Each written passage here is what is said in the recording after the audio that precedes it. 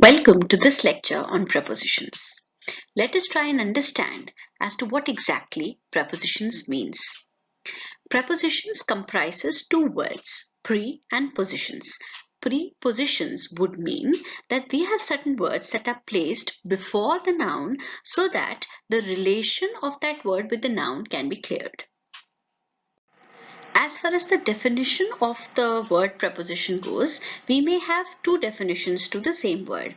The first definition says that these are the words that are placed before a noun or a pronoun to show in what relation the person or thing denoted by it stands with respect to something else. Wherein the second definition says that these are the words that connect different nouns, pronouns, and phrases in a sentence. So, if I go about explaining the first definition to you, I'll be able to put it analogous to the kind of definition that Chatur gave to Machines in Three Idiots, which is a combination of a few complex words and jargons put together to define something very easy using complex things. So this is more or less the same kind of a definition. To make it easier for you to understand and to comprehend, I can always put the same four lines in two lines just by saying that these are the words that connect different nouns, pronouns, and phrases in a sentence. I am trying to say the very exact thing that the four previous lines have quoted and put. Therefore, we'll always try to simplify the things, and that is why that is what I guess engineering is all about. It is all about simplifying things that are complex, giving certain ideas that will make your life easy.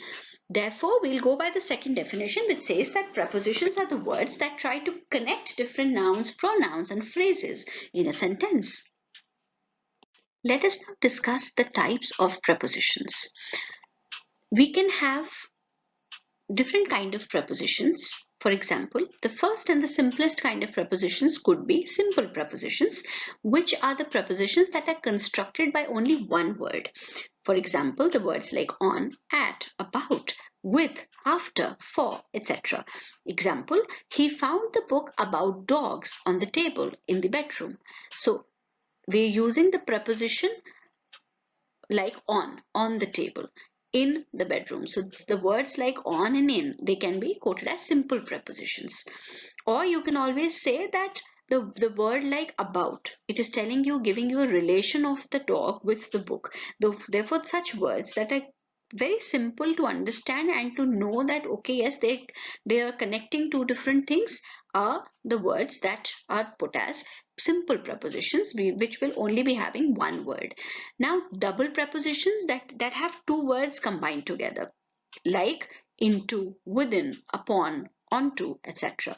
Whenever we talk of double prepositions, we generally would talk about things wherein a certain direction is involved. I went into the class. So from outside to inside. So there's a direction, a movement along with the direction involved. For such kind of words that are put together as one, we'll be calling them as double prepositions. Next kind of prepositions are compound prepositions. So like the compound adjectives, these prepositions will also be made of two words, two different words, two word prepositions, according to, because of, due to, next to, etc. He was upset because of his son's behavior. So there's a reason that these compound prepositions are giving, and they're trying to connect the two things. Participle prepositions, participle may have two kind of words involved into it, the words that end with en or the words that end with ing. So the words that end with ing will be called as present participles, or we may also put them as a kind of like we may have present participles that are ending with ing, or we may have en ending or t ending for that matter participles that end with en, and these are called as past participles. So the participle prepositions will be the words or the verbs that end with either en or ing, like for instance during, given, including, considering. So and usually these participle prepositions will be placed at the initial part. Given that we have already started with the classes, let us be very attentive in all the classes. Considering what he had to work with, he did a pretty good job. So such words are termed as participle prepositions that will end with either an ing or an en and will try to connect two or more things together.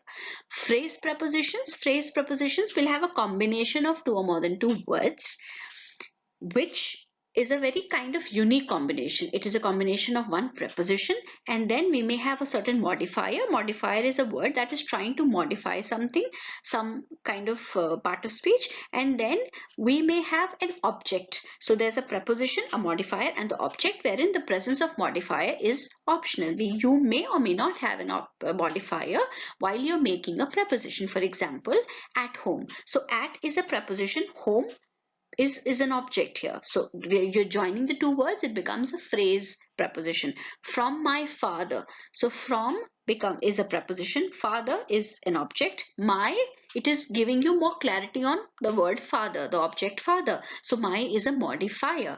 Under the blanket. Under is a preposition, blanket is the object, the becomes the modifier. It is trying to give you a very particular identity of the blanket that we are talking about. The clothes left on the bed have been ironed and kept back. So on the bed, on is a preposition, bed is the object, the happens to be the modifier, which is pinpointing at something that is very particular. So such kind of words that have a combination of a preposition, a modifier, and the object put together as one are termed as phrase prepositions. Apart from these, we may also have our prepositions classified in terms of place, time, and movement. Let us see in the further slides as to how can we classify prepositions in terms of place, time, and movement. Now, when it comes to prepositions based on place, prepositions of place, we may have in general three terms: at, in, on. At is used for something, to point out at something which is at a very local kind of a thing, something used for a point. You're not considering a large area there. In is used for enclosed places or larger areas. So for smaller local areas, it has to be at. For larger areas or for enclosed entities, it has to be in. And on will always be used for surfaces. For example, at college. So college here becomes a very specific position, at college.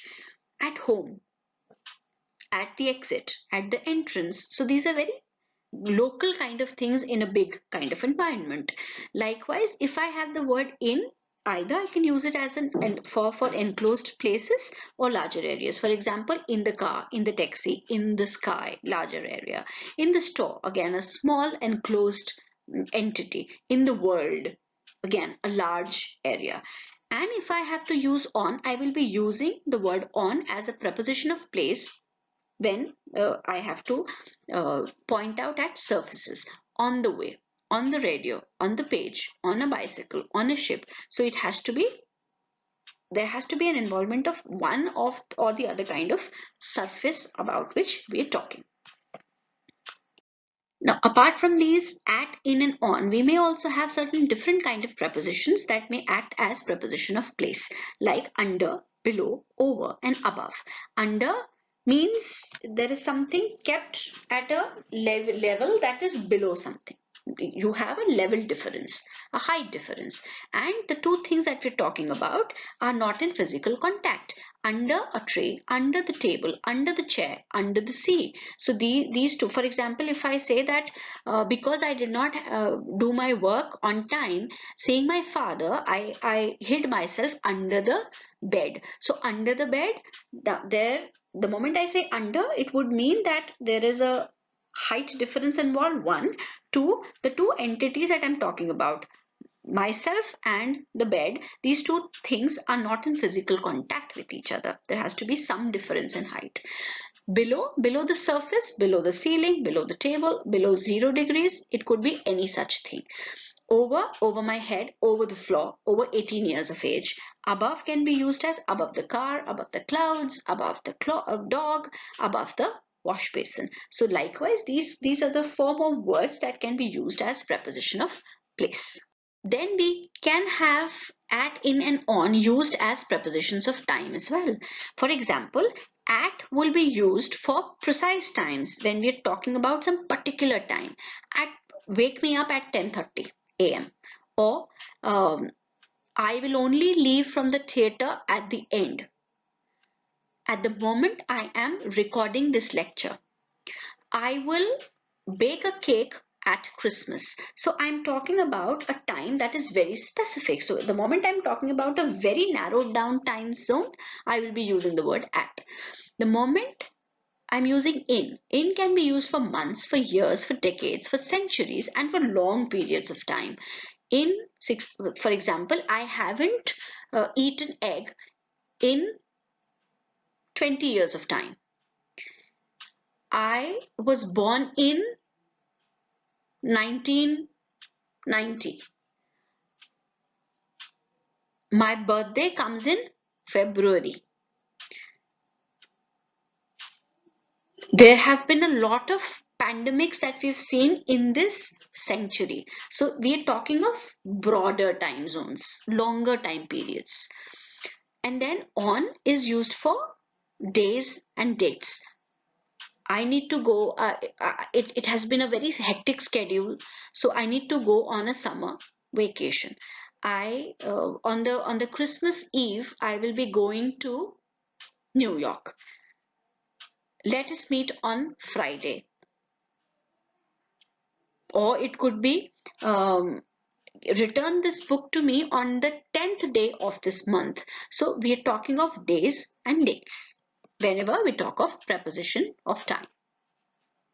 Now, to remove and eliminate all the kind of confusions that you may have related to the three words in, on, at, because these three words are common to when used as time and when used as place. So if I have a very quick view at this pyramid, inverted pyramid that is there, so in the most generic or general senses, whenever we have bigger areas to address to, we'll be using the word in. Whenever we need to be more specific, at least more specific than the generalized areas, I will be using the word on. And when I am very specific at things, hitting the bull's eye, pinpointing at a particular thing or place, I will be using the word at. This particular rule will go for both the kinds, preposition of time and preposition of place. For example, in will be used for centuries, decades, years, months, etc. In will be used for big countries, cities, neighborhood, enclosed spaces, etc. So we are talking of large areas, or we are talking of broad time zone. While we are using the word on for the time, it could be some day or date. For example, Easter Day, Monday, April 3rd, my birthday, etc. And when the word on is used for places, it could be the name of any street, the name of any avenue, the name of any surface, or it could be any means of transport, or for that matter, any kind of communication media also. And when I'm using the word at, for both the cases, whether is it being used as the preposition of time or whether is it being used as the preposition of place, it has to be pointing out to something that is very, very specific. For example, a certain time. For example, the days. Now, whenever I talk of time, I will always be saying at midnight, at noon, at night, in the evening, in the morning. So this is the difference between the two words. Morning, evening is always in. Midnight, noon is always, because I'm now pointing out at something very particular. So it has to be at. And then maybe any kind of a festival that does not have the word day added. For example, Easter Day, I will be using on Easter Day. The moment I'm only using the word Easter, it has to be at Easter. I will be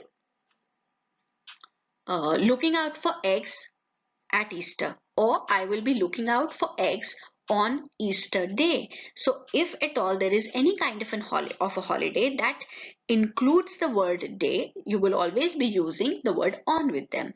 And for the holidays that do not include the word day, it will be the usage of at for those kind of holidays. Likewise, for the places, again, it has to be a very particular and specific location that we are pointing out at.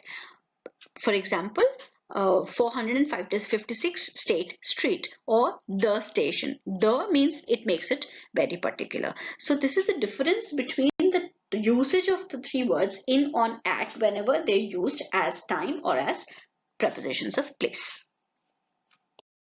The third category of prepositions would be the preposition of movement.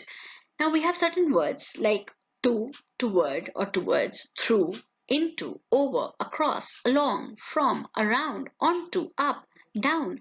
All these kind of words, they involve some motion or the other. To, it is used to indicate a destination or direction. The boys go to school in groups. To school, there's a direction. In the direction, towards will be pointing out in the direction of something or someone. She pushed her face towards him. Through, whenever you're talking of a movement from one side to another, but in something, such a long grass or a forest, such as long grass or forest, means you are passing by something, going from that particular location. So for example, David walked slowly through the woods. So he was there inside the woods and then he was walking. So he walked slowly through the woods. I saw a puppy going through the pipe.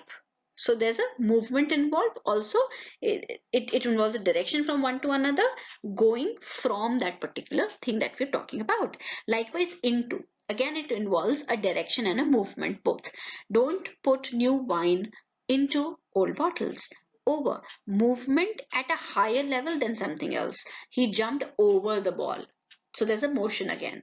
Across is side of something, across the road, across the river.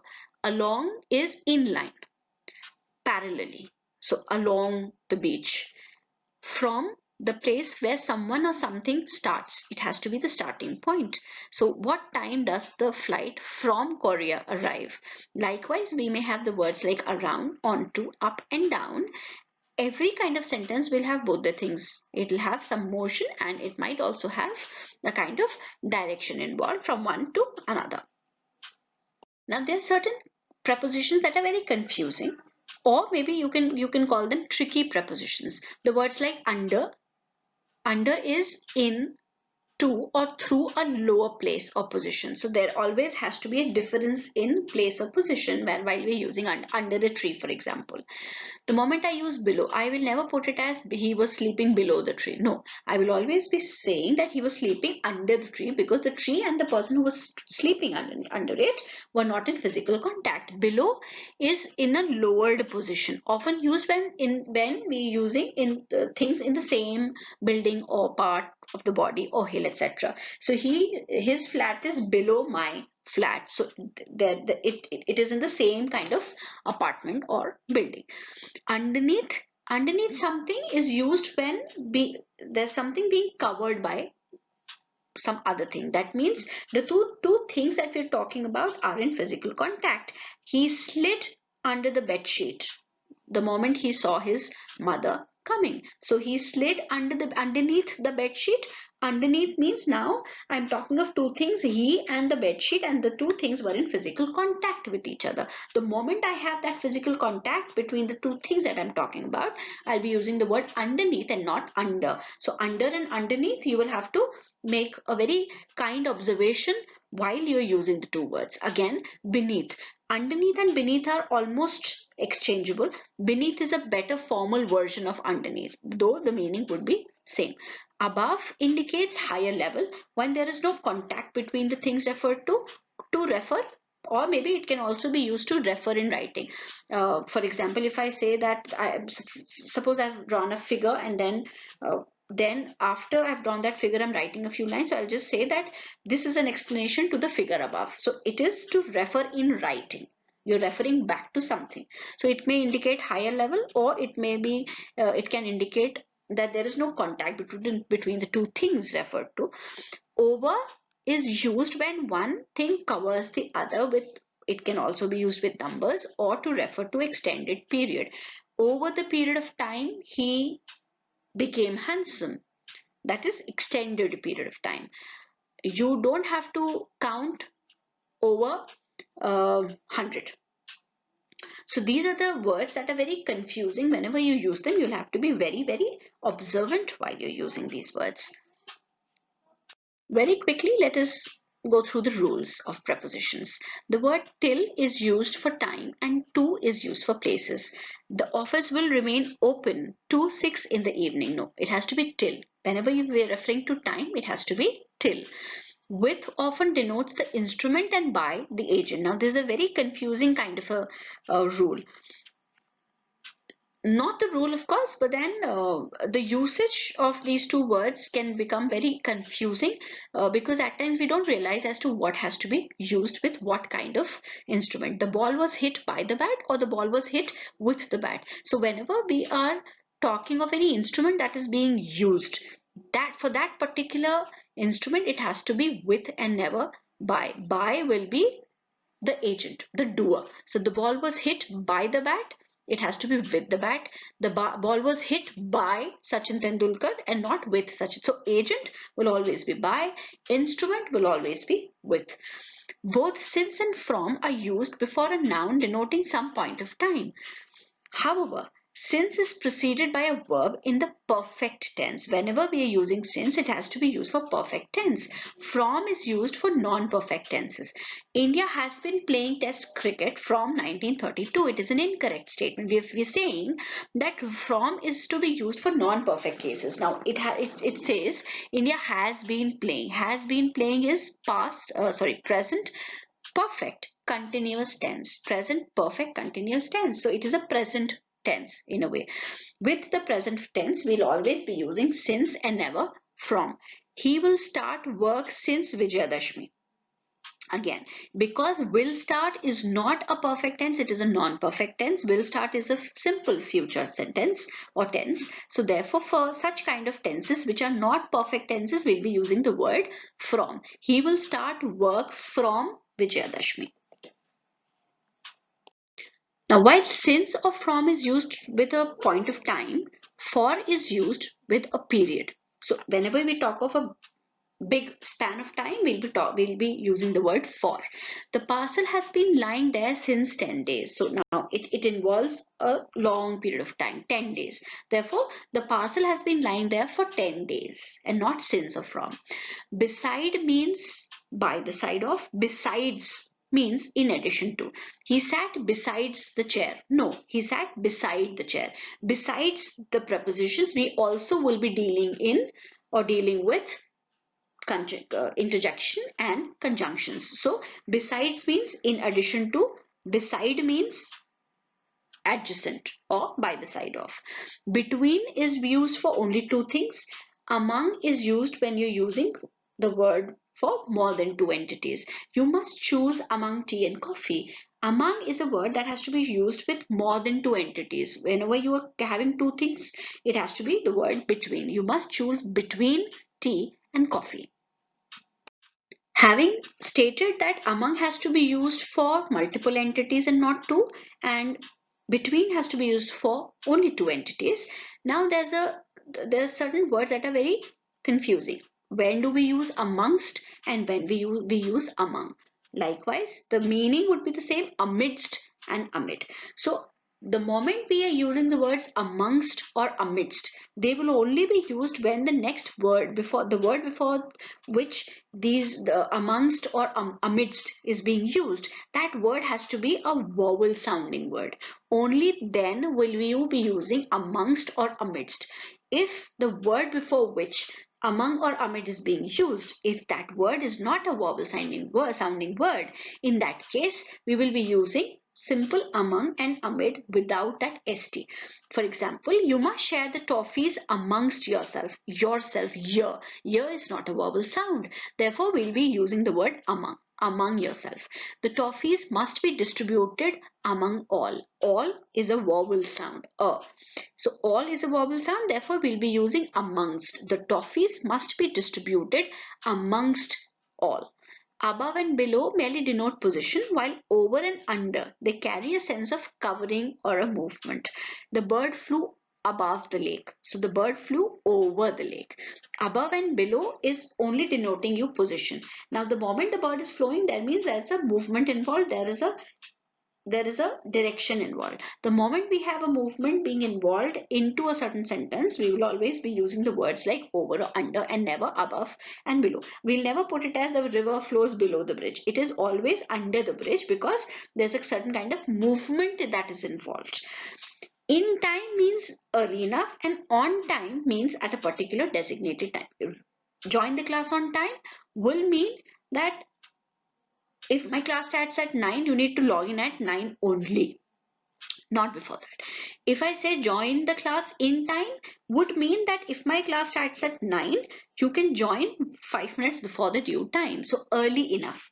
I reached the station in time to catch the flight. I reached the station on time to catch uh, the train. So I reached the station in time to catch the train. In time means that if the scheduled departure was say 4 p.m., I reached there at 3:30 in time. There was still enough time for me to relax and board.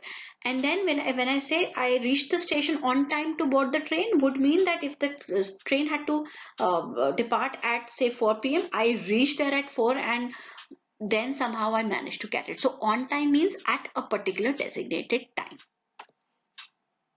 And a very quick brush up to again the tricky prepositions. Into.